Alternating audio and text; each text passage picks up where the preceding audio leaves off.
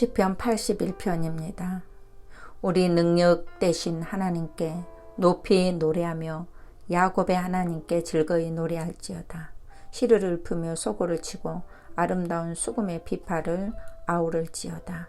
올삭고 얼망과 우리의 절일에 나팔을 불지어다. 이는 이스라엘의 율례요 야곱의 하나님의 규례로다. 하나님이 애굽 땅을 치러 나가신 때 요셉의 족속 중에 이를 증거로 세우셨도다. 거기서 내가 알지 못했던 말씀을 들었나니 이르시되 내가 그 어깨에서 침을 벗기고 그 손에서 광주리를 놓게 하였도다. 내가 고난 중에 부르짖음에 내가 너를 건졌고 내 생의 은은한 곳에서 내게 응답하며 무리바 물가에서 너를 시험하도다. 셀라. 내 백성이여 들으라. 내가 내게 증거하리라. 이스라엘이여 내게 듣기를 원하노라. 너희 중에 다른 신을 두지 말며 이방 신에게 절하지 말지어다. 나는 너를 애굽 땅에서 인도하여 낸 여호와 내 하나님이니 내 입을 넓게 열라 내가 채우리라 하였으나 내 백성이 내 소리를 듣지 아니하며 이스라엘을 나를 원치 아니하였도다. 그러므로 내가 그 마음에 강팍한 대로 버려두어 그 임의대로 행케 하였도다. 내 백성이 나를 청종하며 이스라엘에 내 도 행하기를 원하노라. 그리하면 내가 속히 저희 원수를 제어하며 내 손을 돌려 저희 대적을 치리니 여호와를 하나는 자에게 복종하는 채 할지라도 저희 시대는 영원히 계속하리라. 내가 또 미래의 아름다운 것으로 저희에게 먹이며 반석에서 나오는 꿀로 너를 만족해 하리라 하셨도다. 아멘. 이스라엘 민족이 하나님의 전능하신 은혜로 애굽에서 해방을 받아 가나안으로 이주하여 그 땅에서 절기를 지키며 하나님께 감사하고 있습니다. 첫 번째로 하나님은 찬양으로 초대를 합니다. 시편 81편은 바로 장막절인 새해를 맞이하면서 하나님께 예배를 드릴 때 부른 찬송이었습니다. 이스라엘 민족 전체를 초대하셨습니다. 그리고 우리의 능력이신 하나님을 찬양하는데 각종 악기와 즐거운 노래로 손뼉치며 장막절을 지켰습니다.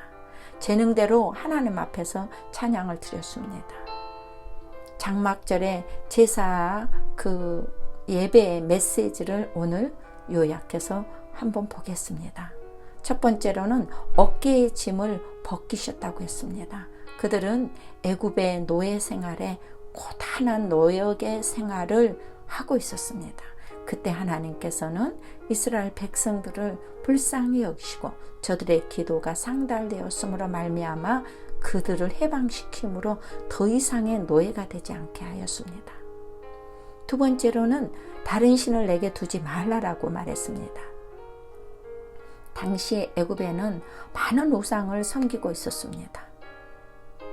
그러나 모세로 통하여서 하나님이 우리의 하나님이 되시고 우리는 하나님의 백성이 되는 시내산에서 계약을 체결하고 하나님의 백성들에게는 다른 신을 섬기지 못하도록 했었습니다. 그래서 우상을 두고 섬기기나 또 절하지 말라고 했습니다. 하나님만 섬길 것을 말합니다. 우상은 나에게 아무것도 해주지 못하는 것입니다. 사람의 손으로 만든 수공품이 어떻게 살아있는 우리를 그들이 도움을 줄 수 있겠습니까? 우리는 예배를 통해서 그 하나님을 만나고 그 하나님을 경외해야 됩니다. 세 번째로는 내 입을 넓게 열라라고 했습니다.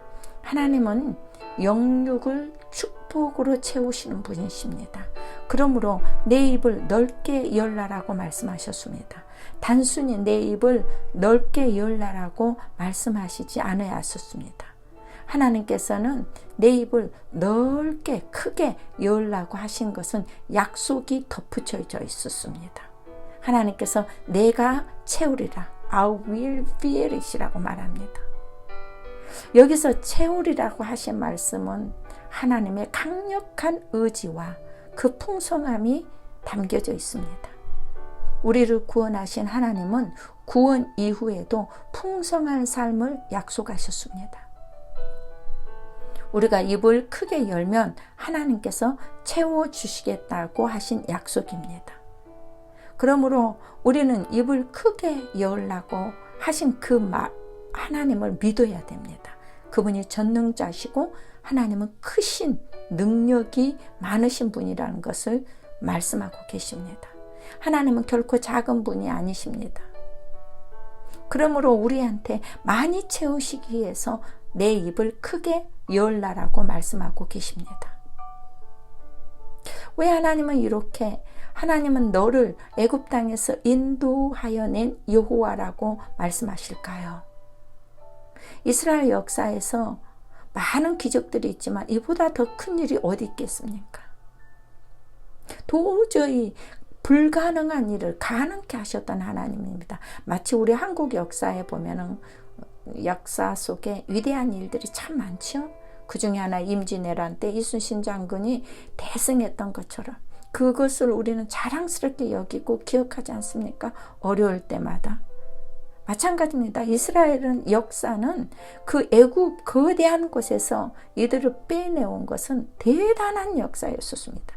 그러므로 그들은 애굽에 대한 것을 계속 기억하고 지금도 그 말씀을 묵상하고 하나님을 믿고 그대로 따르라는 것입니다.